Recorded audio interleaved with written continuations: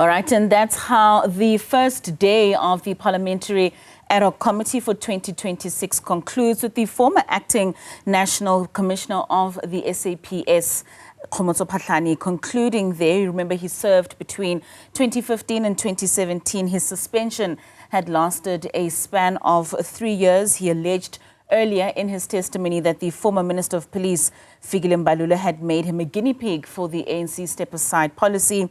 He spoke about how his suspension was verbal. It was not through the president that had appointed him.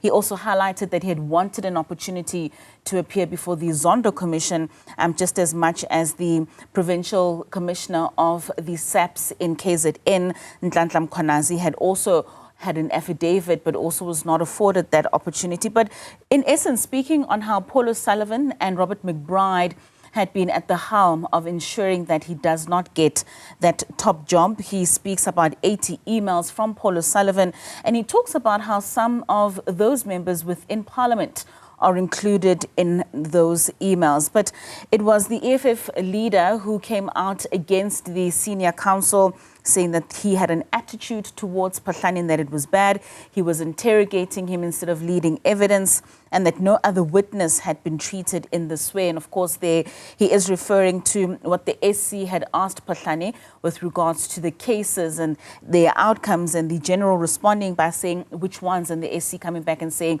we'll get back to those on a different day. But the SC clarifying that it was not his intention to mislead. Of course, now that reappearance of Phahlane will be rescheduled once the committee has gotten their diary for next week with regards to who would be coming up next. But let's bring in Zoleka Qodashe, who has been following the story throughout the day, to just give us a summary of what we have been hearing from the testimony of Khomotso Phahlane. A very good evening to you, Zoleka. I mean, that 168-page testimony seemingly not having yet come to an end, but Phahlane really just wanting to paint a picture that those that are involved in terms of those state organs being IPID, IDAC, SAPS, the NPA, have all been captured.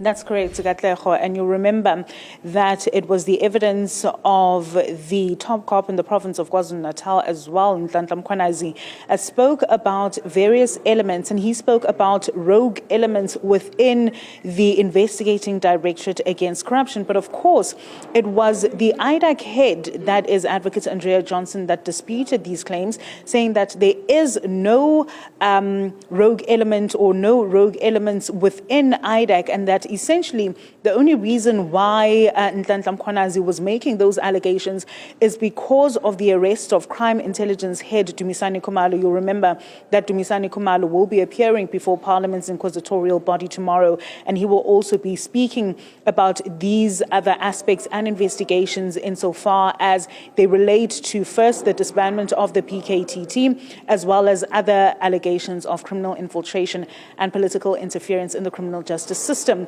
But that was something that was corroborated by Khomotso Phahlane, the former acting National Police Commissioner. He says that he has no reason to believe that there is no truth in what has been alleged by Nhlanhla Mkhwanazi when he spoke about those rogue elements within the SAPS. But when Nhlanhla Mkhwanazi was speaking about that, he wasn't speaking about that in relation to Paul O'Sullivan. Of course, he's mentioned Paul O'Sullivan in his testimony.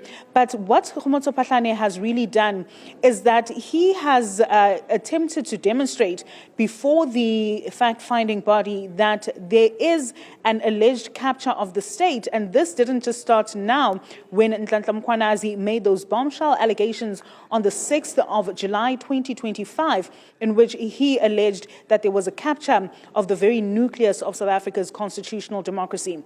He says that that particular capture started way before then, around 2017, when he said there were attempts by Paul O'Sullivan, the forensic investigator, as well as Robert McBride, former IPID head, as well as other several figures within various structures. He speaks about journalists, senior journalists, might I add, also speaking about various other officials within AfriForum, as well as the Democratic Alliance. And so he says that that there was an attempt in that regard. You'll remember that it was the testimony as well of Cedric Nkabinde, who said that they had people or officials strategically within certain positions within the NPA, within the State Security Agency, within the SAPS as well, that they had that would seek or rather assist them in ensuring that they have this cling or grip on power. Let's just take a listen to what Khomotso Phahlane had to say before the fact-finding body.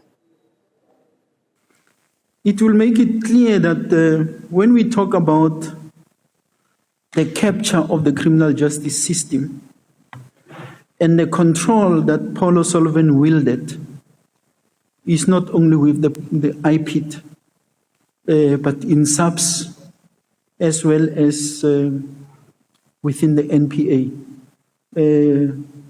He's got obviously a well-decorated group within IDEC. General Mkhwanazi termed them the rogue unit. And I've got no reason not to agree with General Mkhwanazi. And I, somewhere in my statement, when I was interviewed, I said that rogue unit is led by Matthew Sissoko within the environment. Now, the reason, Katlaho, why he speaks about Paul O'Sullivan and why he's such an important figure within this particular testimony and that of Cedric Nkabinde is because of that Phahlane task team that he alluded to. He also says that it was Paul O'Sullivan that allegedly impersonated an IPID official and also came to his home and as well as the homes of several other people, essentially trying to extract information and also trying to get personal information in relation to the building of his house as well as his security detail. But it was the chief evidence leader, Advocate Norman Arnsad, that sought to explain a concept called pointing out in criminal law, where a victim or a suspect will point out to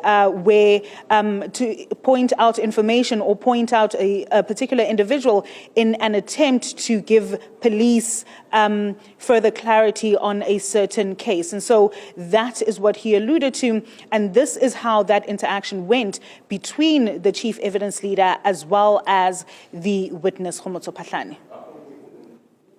It is not allowed, not in the police, not in IPIT, and I have specifically quoted the IPIT Act. Imagine you are having a complainant who was assault GPH, it's assault with grievous bodily harm. This person is bleeding and so on. Now you still want to take that person to the crime scene, further traumatizing that particular person. Now, unfortunately, in this case, O'Sullivan, it was not read by me, it was read by counsel. Somewhere they say he was a complainant because they say they got a complaint from Pop Crew members and from Paul O'Sullivan. So that makes him a complainant if indeed there is a sworn statement of him in any of the dockets which I'm yet to find. Maybe at some point the NPA will disclose that.